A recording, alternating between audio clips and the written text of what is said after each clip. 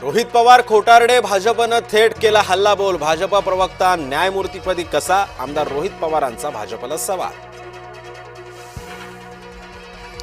आगामी निवडणुकांमध्ये मतचिठ्ठी नसेल, निवडणूक आयोगानं सांगितलं समप्रमाण कारण.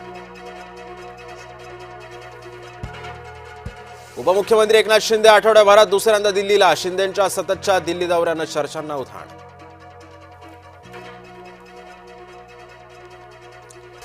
मालेगावात पोलीस ठाण्यामध्येच 2 गटात राडा. कळवणच्या अभोणा पोलीस ठाण्यातील धक्कादायक घटना.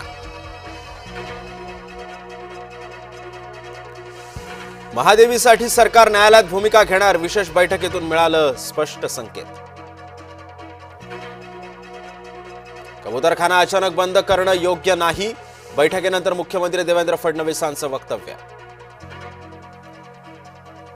खालिद का शिवाजी चित्रपटाला विरोध. वरळीतील कार्यक्रमामध्ये मुख्यमंत्र्यांसमोरच घोषणाबाजी करणाऱ्यांना पोलिसांनी ताब्यात घेतलं. उत्तर काशीमध्ये गंगेनं धारण केलं रौद्ररूप. वाराणसीचा नमो घाट पाण्याखाली. 4 जणांचा मृत्यू, अनेक जण बेपत्ता. पुण्यातील मध्यवर्ती भागामध्ये गाड्यांची तोडफोड सुरूच. एकमेकांवर दगडी मारून मारामाऱ्या तर वाहनांची मोठ्या प्रमाणात तोडफोड. सीमेवर लढणाऱ्या सैनिकांसाठी विद्यार्थिनींना बनवल्या राख्या. 1000 राख्या आणि शुभेच्छा पत्र देत रवाना. कोरेगावच्या सरस्वती विद्यालयाचा अनोखा उपक्रम. टपाल खात्याच्या सर्व्हर घसरला. भावांना वेळेमध्ये राखी मिळेल का याची बहिणींना काळजी.